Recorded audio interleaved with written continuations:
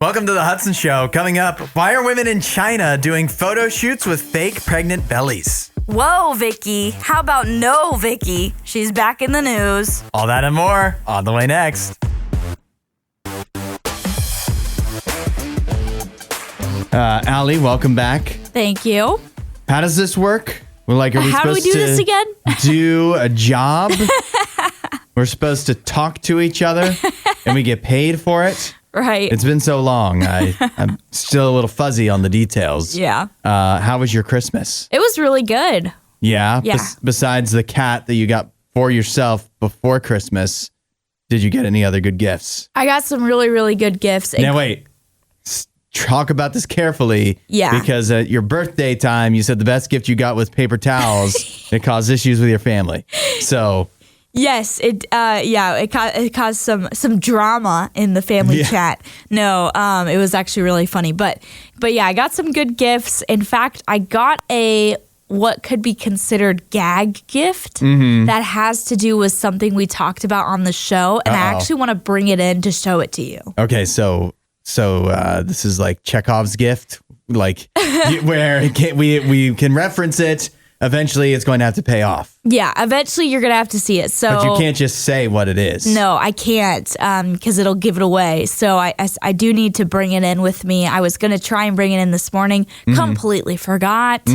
So hopefully tomorrow that'll be different. Well, the good news is you didn't forget to pick up our Dunkin' on the way in for a food fight. So we do have a food fight coming up. Yep. And that's going to be in about 30 minutes here on the Hudson Show. We have Dunkin' has a new whoopie pie donut and a new lava cake latte, which you refuse to try, but that's okay. I'm here. I'll do it. And so we'll have a food fight coming up here in about 30 minutes. But other than that, though, your Christmas, New Year's, everything solid? Everything was great. Had a really fun time with family. Actually went on a little bit of a trip as well for my family unit Christmas, but also had extended family Christmases on both sides of the family. So it was a great time to get together. That sounds wonderful. How about you? Well, I also had a little bit of traveling to do this Christmas.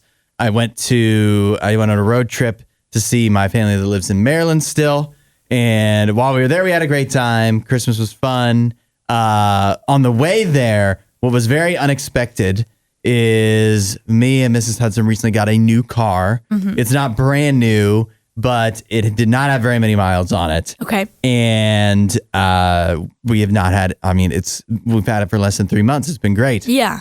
And on our road trip to Maryland, we stopped for lunch, turn off the car. Right. And, it's one of these newfangled cars. There's no keys. You just press buttons. Yep. It has a screen. It doesn't have a gear shift thing. And we try to turn it on and it's not turning on. Oh, no. And we're like, is that because we accidentally pressed the wrong combination of buttons and locked it or something? Yeah. Or is it just like a regular car and the battery died? Yeah. The problem is it's Christmas Eve when we're traveling. There's not a lot of good options. Fortunately, this is crazy. It's all worked out. We went to Sonic for lunch because we had a Sonic gift card. We wouldn't have ordinarily gone to Sonic, but it's Christmas time. Let's save money. And Sonic's fine. Right. And so behind that Sonic was a NTB, National Tire Bureau.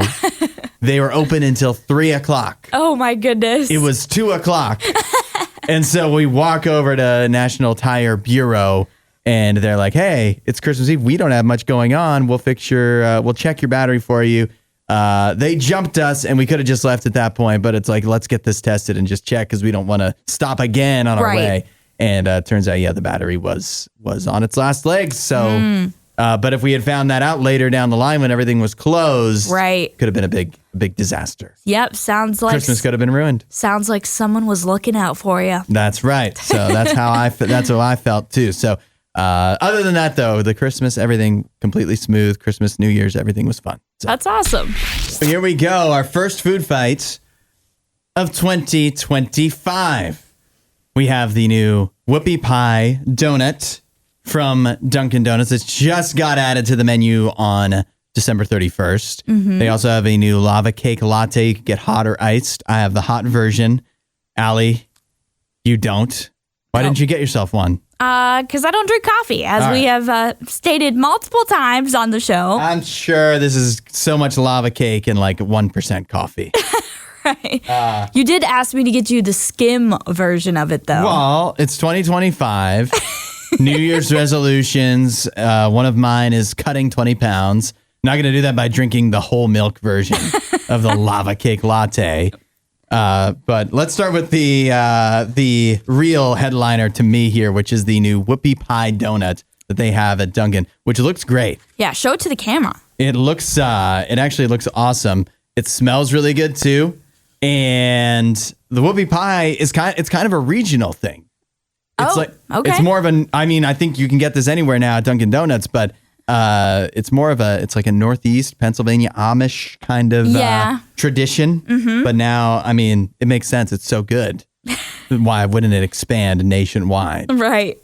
So hopefully this is as good as it seems. Try it and see. Tell us what you think. It's like all over your beard now. I need an napkin. It definitely has that signature, like when you go, allow me to clean myself. When you go to Dunkin' Donuts, like their donuts have their own special flavor. And Krispy Kreme has their own special flavor where even if you didn't know where the donut was, you will be able to tell where it was from because of just how it tastes, even if you got a lineup of 7 donuts. So this definitely has that, which I don't necessarily love. But that said, like the cream is really good in it. It's very moist. I know a lot of people don't like that word, but it's what it is. It's a nice, moist, cakey donut. It's an apt description. It's not too heavy. Yeah. Sometimes cake donuts can get really heavy, but this is like a true whoopie pie. Actually feels kind of light and airy, and so it's pretty good. Yeah, I don't hate it. I'm not a big donut fan in general, so for whatever reason, I've always been more of a savory person than a sweet person. So I just don't really eat sweet things. So if they made like a whoopie pie eggs Benedict, maybe would be more your style. Or like just a breakfast sandwich. Oh, okay, got it. A whoopie pie breakfast sandwich. Right. That's just like, it's got bacon on it for whatever reason. That would be more up my alley for sure. But yeah, I don't hate it. I do think I agree with your analysis of it. While you were talking, I've been trying this new lava cake latte. Okay. Taking a drink of it right now. Another sip. I don't know. It definitely does not have a strong coffee flavor. Okay. Does it have a strong lava cake flavor? I don't know. It's just like sweet. It's just kind of, to me, generically sweet. It's very sweet coffee.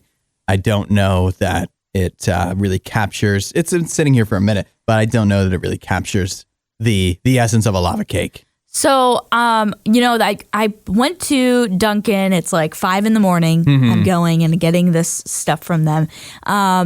I feel I don't order coffee that often, but I do feel like, I ordered a small for you. Yeah. When they handed me the cup, I thought nothing was in it. It was so lightweit. How much coffee do they actually put in their cups? Well, it's small. I mean, I'm sure we could look this up, but it seems like it's like 8-10 ounces, maybe 12 if we're lucky. I mean, there's probably a lot of whipped cream in it. Right, true. Filling up the cup. Filling it up. But yeah, I just felt like I was holding air.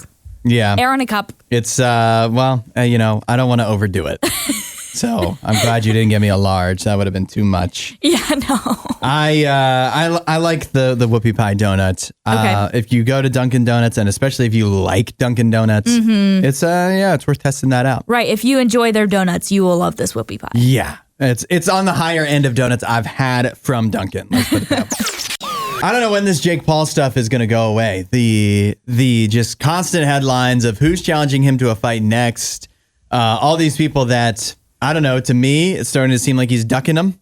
There's plenty of actual fighters out there that aren't 58 years old or whatever Mike Tyson was that are ready to fight him. And for some reason, the negotiations seem to be going nowhere. The latest to challenge Jake Paul to a fight, Clarissa Shields. That may not be a name that's particularly noteworthy to many people. However, she is a women's boxing champion, and she has said that she is willing to fight Jake Paul. Now, she and him, I believe, would be in a much different weight class, so I don't know how that would work out. Yeah, I'm not entirely sure. She did say, I listened to this particular, I didn't listen to the whole podcast, but kind of a segment that went viral that she was on, where she was saying pretty much anyone in Jake Paul's weight class, she was able to take 1 through 10 is what she said, of the top boxers in that weight class. Wow. She would be able. So she said any of the guys at 150 pounds or up who is ranked in the rankings, I'm not going to lie to you, I can do them 1 through 10. I want to see this. I know. I'm like, girl, that's interesting that you're just willing to say that and put it on social media. Yeah, but good for her for she's open to challenging. She's got guts. You know what? I imagine too, if you're a women's boxer, the amount of money that can be made in women's boxing is probably fairly limited. But if you become a women's boxer that fights any man boxer, that's going to be one of the fights of the year, right? And that's going to be a nice check you're probably going to be able to cash. Yes, unfortunately, the podcast host also kept asking her questions. He's like, but you're a woman and he's a man. Like, how exactly are you reckoning that in your head? And she just seemed to be in complete denial that there would be any type of advantage that he would have just simply because she's been boxing for 18 years. Yeah. Which, yes, that could give you an advantage in the ring in some scenarios, but against someone that's just going to be his arms are as thick as her head. Yeah. Like, it just seems to be denying reality. It would be one thing if they were in the same weight class. Yeah. But it's totally different because he's so much larger than her. He's a big dude. Even if she's much more skilled. Right. And that's what the host just kept saying. He's a big dude, and eventually muscle is probably just going to win out. Even if you are able to kind of finesse your way for the first few rounds, you're able to make it, but after that, it's like, those punches might be the hardest you've ever felt. Yeah. There probably is a big aspect to this of she can say all this because she knows there's no chance she's ever going to be held to account for it. She's not actually going to have to fight a guy, right? Jake Paul's size, Jake Paul or otherwise, right? To actually put this to the test. So you can just say whatever you want. Yeah, it got virality. So she got herself in the news. So sometimes when you just tie yourself to a big name like Jake Paul and say something crazy, it works out for you. Get your name out there. I mean, you and I could also say we'd be happy to take Jake Paul. And you can't prove that we can't until we do, and we never will. So we can say whatever we want. Let me ask you something, Allie. How many views does a TikTok or an Instagram reel need to have before it's considered viral or worth talking about? I think the least amount, as far as one that we've talked about on the show, the least amount of views one had, I think was around 600,000 views. 600,000. What if I posted it though? How many views does one of mine have to have before it's worth talking about on the show? I would say if it's over 100,000, that's really, really good. I have a TikTok that I posted earlier this week that is getting right darn near close to 300,000 views. Whoa. Yeah. Okay. It's really blown up. Yeah. I'm sure you've seen it. It's the one where I went to the zoo in North Carolina, the safari, the drive-through. I actually haven't seen it because I don't have TikTok. I know, you're missing out. But I know that it's been sent to many people at this point that don't have TikTok. Okay. Because it has 300,000 views. I need to see it. So I think I'm going to need to post these travel vlogs more often. Yeah. These little roadside oddities and things like that. Although I think this one is kind of a perfect storm. Okay. Because what has happened is, first of all, I obviously created a quality TikTok. It's very good. Okay. And my humor in it, my commentary on the animals and things that is going on is like irreplicable. However, that is true of most of the things I post, but this also has going for it. It has cute animals in it, otters, camels, kangaroos, pick your poison. But also, it is at a place that people find very controversial. Oh. So while many people, there are tons of people, especially people that probably are less likely to comment, that are sitting there seeing it and going like, oh, this looks fun, I should go. There's also a lot of people hopping in the comments saying, this is horrible. They're mistreating the animals. The animals need more space. Did you hear about that animal that got frostbite and died? Oh. And so they're trying to, I guess, raise awareness that it's not a good place to go. Oh, no. I am pretty non-committal. Yeah. It wasn't my idea to go. Right. But when we're going, I'm like, I'm going to make a video out of this. Right. And I'm glad I did. Well, hey, you did a great video, as you said, but also... Even though you haven't seen it. I haven't seen it. I guess I should reserve judgment. But you have said it's a great video. And by the fact that it's gotten, almost 300? Yeah. Or over 300? It just keeps going up. So by now, it might be 300,000. All right. Yeah. So that tells me that it is a good TikTok. But also, you did the perfect thing to go viral. We just talked about this with Clarissa Shields. Say something controversial. I didn't say anything controversial at all. Well, I mean, which is why you it's beautiful. covered a controversial topic. Sometimes I'll post clips from the show. Yeah. And then people will hop in the comments and I read them and I'm like, oh, I want to argue with this person or whatever. Yeah. I have I could not be less emotionally involved in the comments because I'm just like, I don't care if you like the place or don't or whatever. Right. It's no skin off my back. They didn't ask me to promote them. And I'm also not trying to take them down. I just don't care. This is all about me. Maybe it helps the animals in the process. Maybe. Who even knows? Maybe the animals are being mistreated and me posting this and bringing so much attention to it. Maybe that will have people change their ways. I don't know. Bring some awareness. Yeah. Even if that does mean that less of us get to feed kangaroos. I don't know. I don't know what I don't know enough about animal welfare and zoos and whatever. I don't know enough to whatever. Whatever. Yeah. I guess, how can we talk about this whole thing and not say, if you haven't seen it yet, 300,000 people have, at Hudson RadioU on TikTok. Check it out. Exclusively. Since it is our first show of the new year, let's open up the Hudson hotline. 877-2-RADIO-U. And you can send us in your New Year's resolutions for 2025. Let us know what you plan on changing this year. Allie, how do you feel about New Year's resolutions?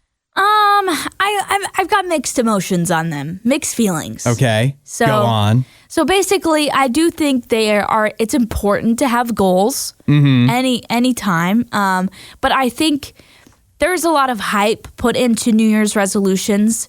There's a lot of hype put onto the new year.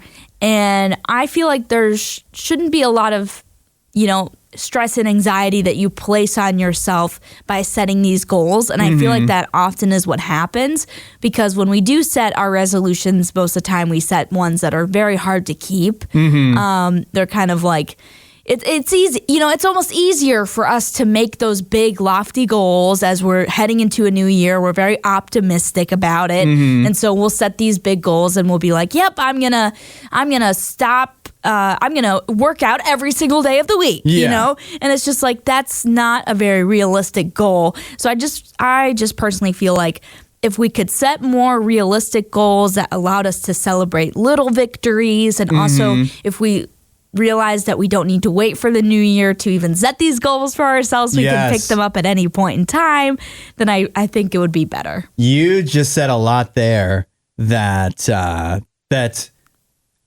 actually like, which, not to say that you don't normally say things I like, but you use the word goals a lot, which is my first thing with New Year's resolutions, that I don't like setting New Year's resolutions as much as I like setting goals for this year. So for me, do I have resolutions? Some might call it that, because I do want to lose 20 pounds this year. But my goal isn't to lose, or my resolution isn't to lose weight. I have a specific goal. I want to lose 20 pounds. And a lot of people too, you'll say, well, I have a resolution. The number one resolution this year, by the way, is to save more money. Ooh, that's a good one. Which is a little surprising now that looking at the survey. A lot of the things that like go with losing weight or getting in better shape are actually like they separated them out. So I feel like still more people are trying to do that than save money. But at the same time, save more money. It's a great goal. It's something else I'd like to do too.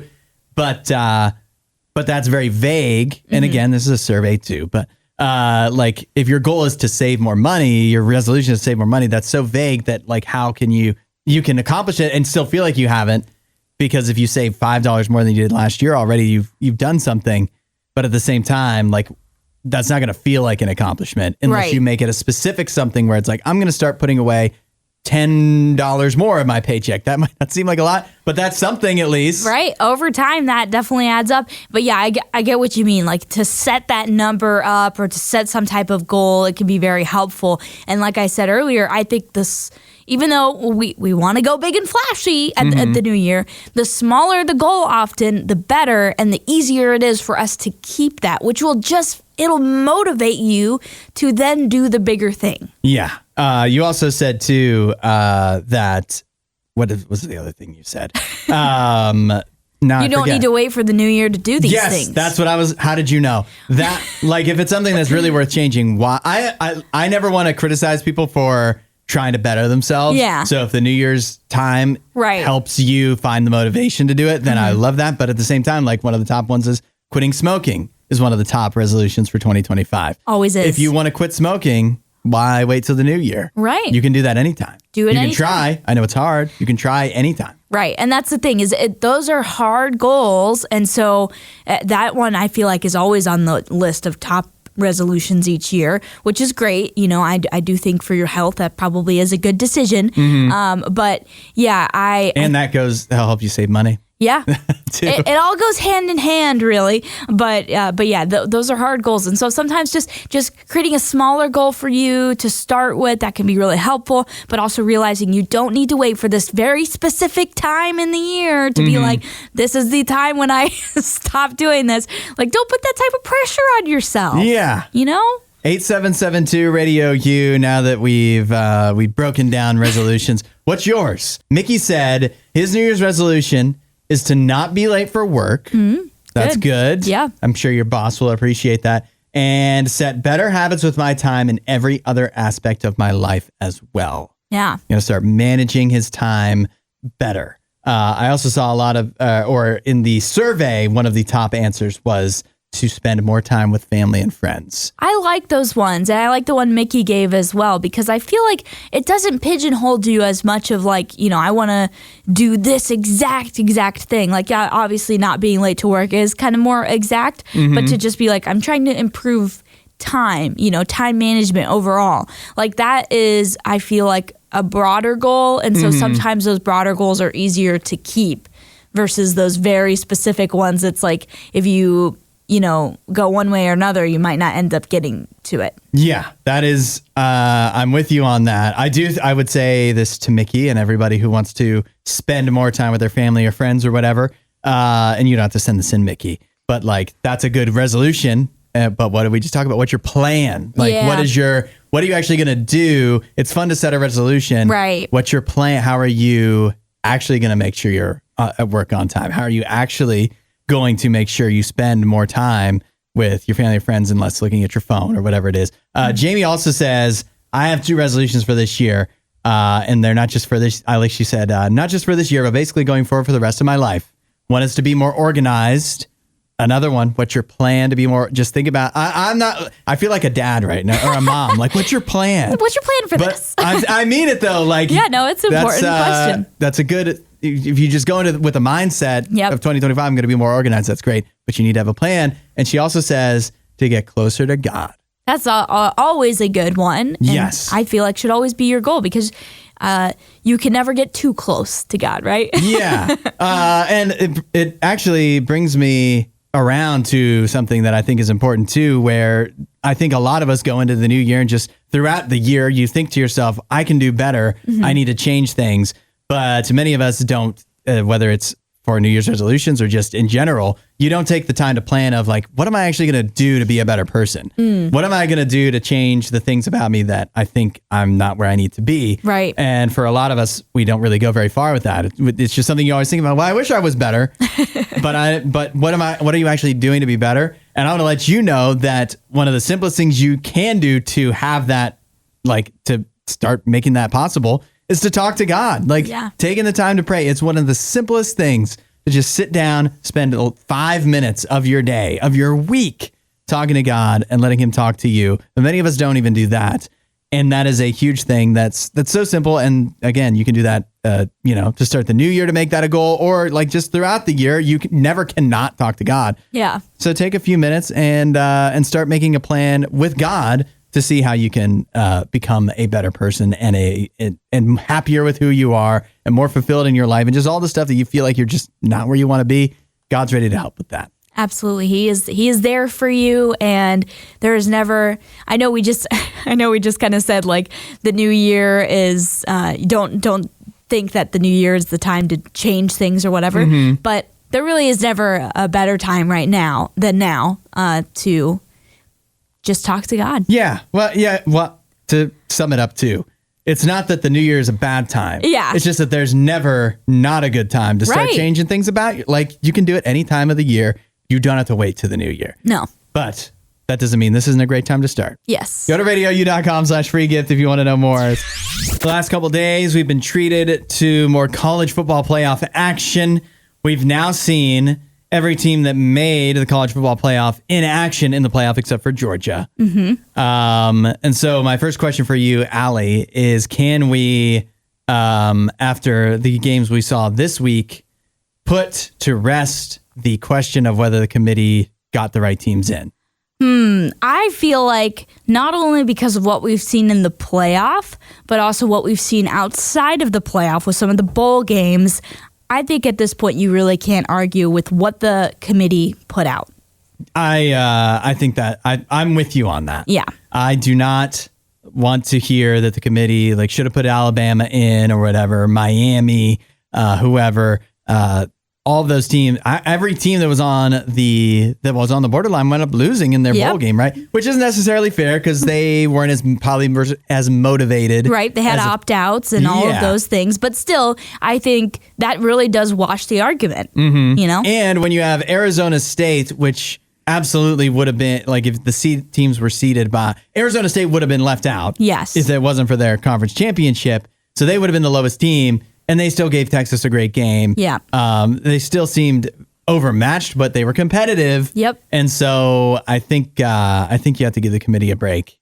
Here's an argument that I really don't like about the committee and whatever, is that they screwed Oregon because Oregon was the number one team and somehow they had to play, they didn't get a home game and they have to play Ohio State in their first game.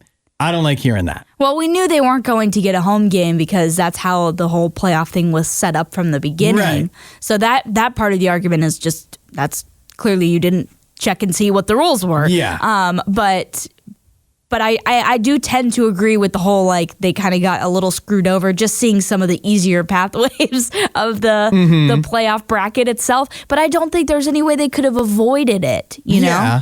I agree that they couldn't have avoided it based off of the way that it was set up, which is outside of the committee's hands. And two, you can say, well, Oregon got, they shouldn't have had to have such a tough game. Well, they're going to have to beat Ohio State eventually, or, they're going to have to play. It's the playoff. You're going to have to play some tough games. Right. And conversely, Ohio State shouldn't have been either punished or rewarded. They were seated where they kind of belonged. Yep. And so you're going to punish Ohio State to pump up Oregon more, or you're going to seed Ohio State higher than they should be to give Oregon an easier game. I don't think that's fair either. No. There is some flaws in the setup, I think. Again, Arizona State, Boise State, getting buys may not have been the right thing.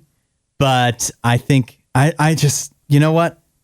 We're 7 games in now, right, to the playoff. Yeah. And I think I'm pretty satisfied with what we're getting. I'm not satisfied with Ohio State housing Oregon, but I'm confident that Ohio State will show their true colors surely enough somewhere along the lines here. Against Texas, you think? Maybe Texas, Notre Dame, Georgia, anybody. Against Quinn Ewers' flutterballs out there. Everybody's mad at Quinn Ewers. Did you see him win the game yesterday? I mean, he did have some good moments, but there were also some balls that I'm like, what is he doing out there?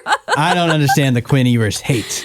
There is a lot going around, I won't lie, but I think it's mainly from people that are NFL scouts and they're like, nope, this just ain't it, you know? Yeah. So I feel like there's more questions about the playoff that we need to get to.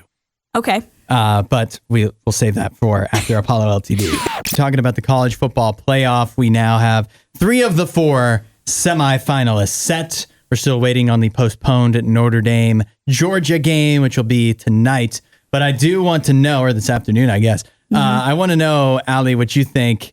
You've got Ohio State. They're going to face Texas. Ohio State has won 2 blowouts so far and scored 1 million points in both. Texas has had 2 rather close games, like the 2 closest games of the playoffs so far. Yeah. Are you saying what everyone else seems to be saying right now, as an Ohio State fan, that this is over? Like Ohio State Oregon was the championship game. I've heard some say that. I heard people say that beforehand. I don't think you can really say that after the game was over. I don't think Oregon put up a championship caliber performance. And you may just say that's just because Ohio State was just so overwhelming. And that could be true. We could see it play out that way. I could definitely see if Ohio State continues to play this way, they just go out there and thrash everyone. They're just that mad. That's the only way I can describe it, is they just look that angry. I heard Colin Cowherd describe it last night. He said they look violent. Yeah. I think this is a perfect description. But as an Ohio State fan, I also don't think it's wise to just say, yep, they're going to go out there and beat everybody and it's over or whatever. You still have 2 more games to win. And I think with the players' comments last night and with Ryan Day's comments last night, they have their heads screwed on right. They know. I mean, they're humble after losing to Michigan the way they did. They know that nothing is a gimme. Yes, these games have looked easy per se because they haven't been close, but nothing is a gimme. You got to earn it on the field. So they're not gonna take Texas for granted. I think when we get to the semifinals, we're gonna see much closer games than we have in any, because most of the games have still wound up being, besides the Texas game against Arizona State, have been, by the final score anyways, blowouts. But I think what's going to happen in the semifinals is going to be much more evenly matched. I'll see if this proves out to be true today when Notre Dame plays Georgia. But I think the teams that had the byes were actually, like, I think that could have been a negative to them, at least early on. Because there's no other reason that Oregon comes out looking that like just pathetic, especially on offense in the first quarter against Ohio State. Each of the teams, even Arizona State, who made it a very close game against Texas, they came out of the gates kind of looking a little sluggish. Like that was the worst, Boise State's worst plays of the game were in the first quarter against Penn State, where I think it just, you've been sitting for so long, like it's been weeks and weeks now, that it's hard. It's almost like at the beginning of the regular season when you haven't played in so long, that's not when you're going to put up your crispest performances.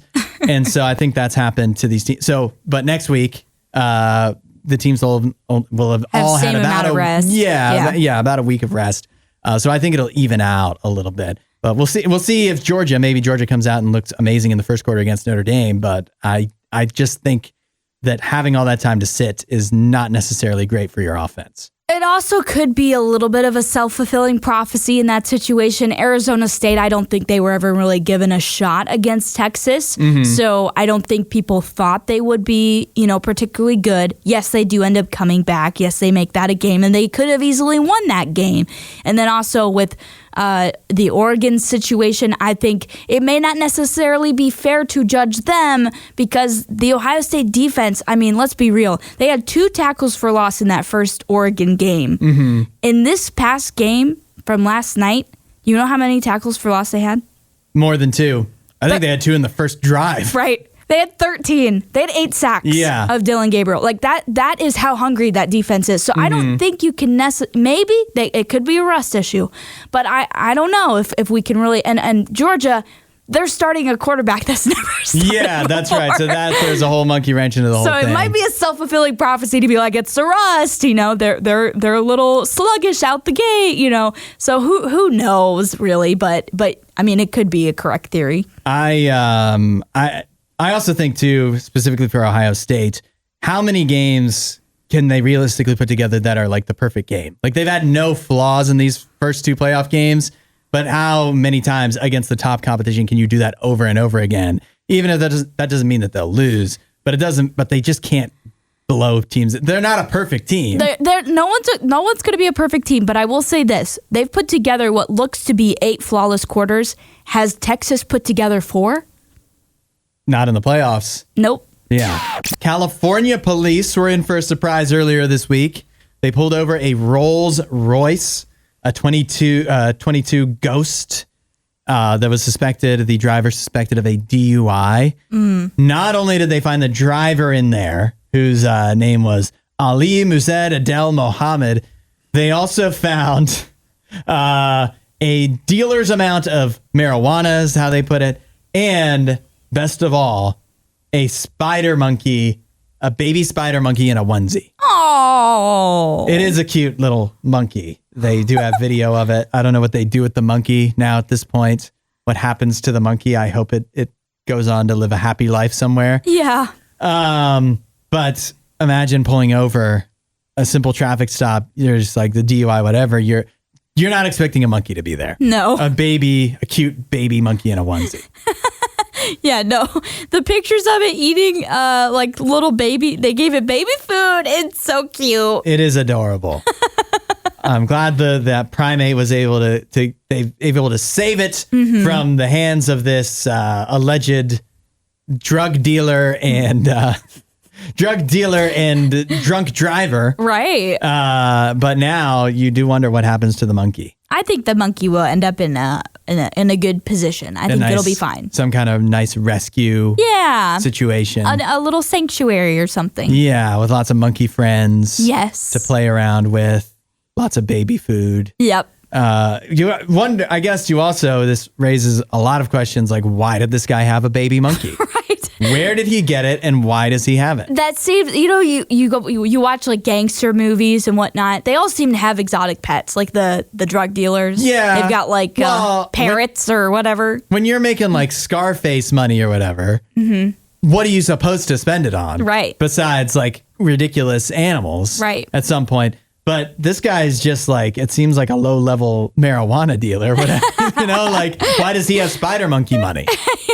Yeah, that shouldn't get you spider monkey It seems money. like that wasn't like, well, I've got all this money, I've got to do something with it. Tiger. Yeah. It was like, this was a high priority for him. This is a goal of his. It's Right. like, I'm going to sell, this is how I'm going to get my spider monkey. And how I'm going to do it is by committing crimes and selling marijuana. That's the only way. I think is the way that his story goes, if I had to guess. Yeah, Allegedly. maybe. Yeah. Well, I guess we'll never know. We may never get all of the answers that we want. Or more likely, the answers will probably be there and we won't follow up on it. But if we do get an update that we happen to see, we'll try and share that let you know. information. Hudson, I'm going to check your pop culture knowledge with this next story. Do you know who Woah Vicky is? Not based off of the name. What is she known for? She was known for doing some very questionable things on social media. I'd say probably like late 2000 teens, like 2018, 2019. Okay. And I wasn't online at that time, so okay. I was too young. Too young. My parents didn't let me have an account then. Oh, gotcha.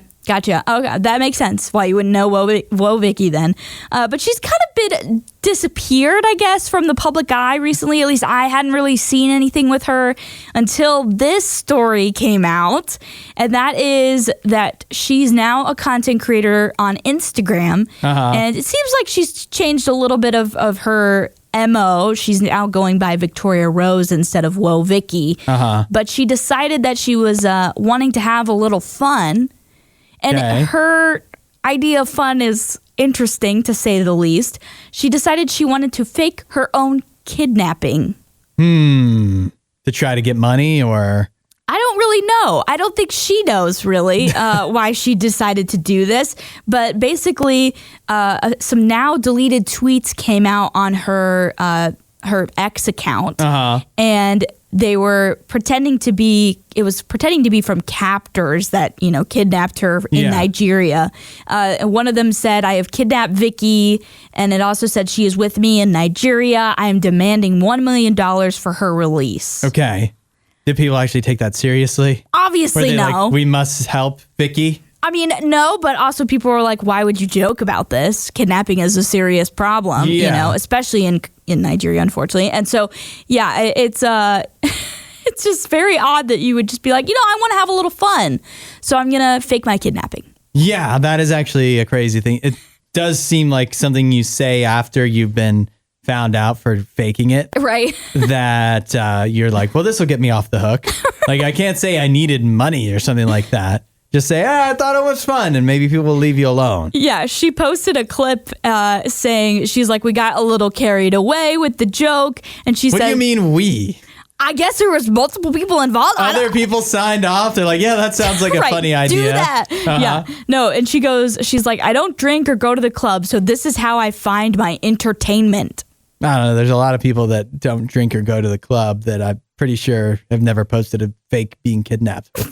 Right. It's like, have you ever heard of Netflix? Ever heard of that? Yeah. Maybe you could find some entertainment on there. Play some pickleball. Yeah. It's the fastest growing sport in America. Right. I approve of that. Well, Vicky. Yeah. There's so many other things she could have done than this. I just don't like, how do you get to be a content creator and have these bad of ideas? I mean, she was never known for good decision making in the first place. So it's not surprising to see that she's the type of person that would do something as dumb as this.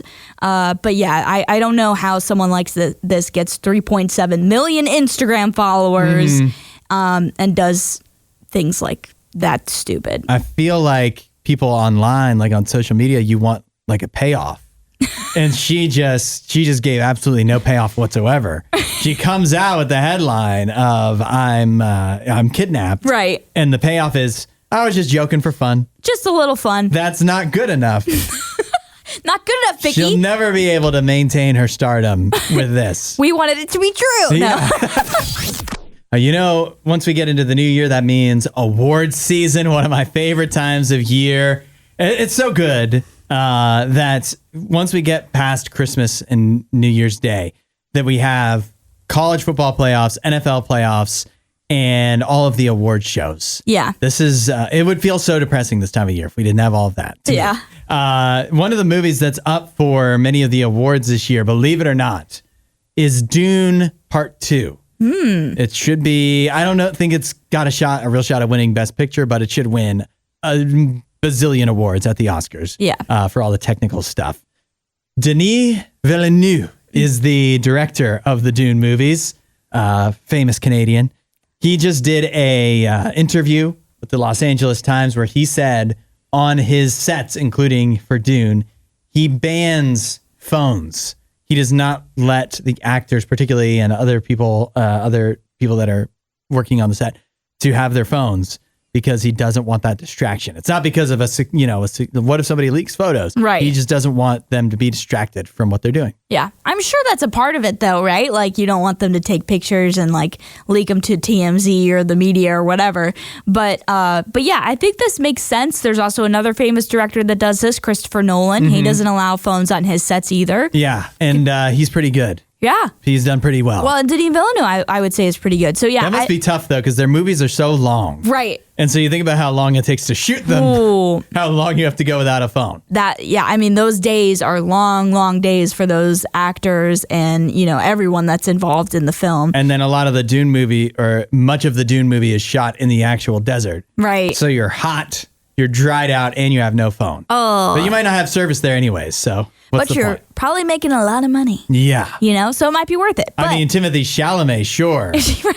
But like some of the extras, the Harkonnens or whatever, I don't know, might not make as much. Maybe not, yeah. But I do love the quote that he said. He says, cinema, and I think you'll appreciate this, is an act of presence. When a painter paints, he has to be absolutely focused on the color he's putting on the canvas. It's the same with the dancer when he does a gesture. With the filmmaker, you have to do that with the crew, and everybody has to focus and be entirely present, listening to each other, being in a relationship with each other. So cell phones are banned on my set since day one. I think for most, I think it makes a lot of sense. Yeah. I especially think it makes sense for the actors. Right. I don't think you have to be a method actor. Like you don't have to be in character all the time. But the more you're looking at stuff about what's going on in our world, like real life and whatever, the less you're spending time focusing on the character you're supposed to be. Right. So I think that makes a lot of sense. And then, yeah, you want the lighting guys or whatever to be focused on the lighting people to be focused on making it lit properly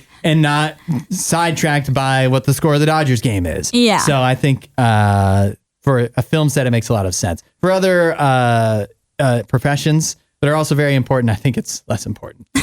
You know? Yeah, I mean, there are definitely some professions over others where it's like more necessary that people aren't on their cell phones or whatnot. But I do feel like even for our profession, it's important for us not to get distracted by like personal stuff on our phones because I know I've fallen into that trap before where it's like suddenly my head is fully not on what we're currently supposed to be talking about. But how do we draw the line? Because I don't know. if we just sat here and we didn't have the internet at all, Yeah. if we didn't have phones, if we didn't have a computer at all, they're very distracting by their nature, but also that's part of our job. I was going to say, we definitely need the internet and need a computer. We Yeah. wouldn't be able to do what we do without that. But I do feel like if you're like texting your friends or whatever, like that can get a little I feel like that's the borderline. You know what I mean? Well, if people send in a text to 8772 RadioU, they are our friend and we will respond to you. That is a part of our job. No yes. matter how distracting it is.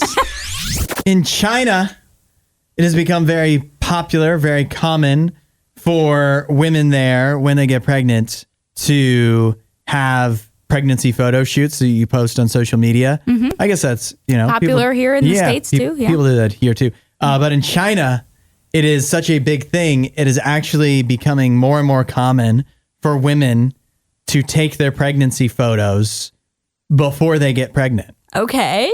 They will buy fake pregnancy bellies, put those on for their pictures, and then take them before they're pregnant, before they're even in a relationship, and then save those photos for when they actually do get pregnant, however many years down the line.